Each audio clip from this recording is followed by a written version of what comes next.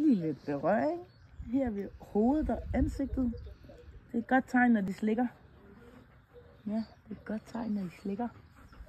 Lige lidt ved øjnene her. Munden.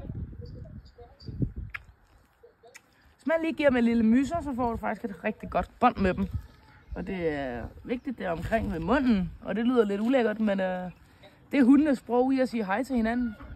Det er, at de snuser lidt hinanden i røven, og som mennesker, så slikker de på folk. Og hvis de slikker en i ansigtet og i nærheden af munden, i mundvigene, så betyder det faktisk hej på hundesprog. Kan du høre noget? Nå? Se, så er der scanning oveni også. Hun kan høre noget, når hun bliver siddende.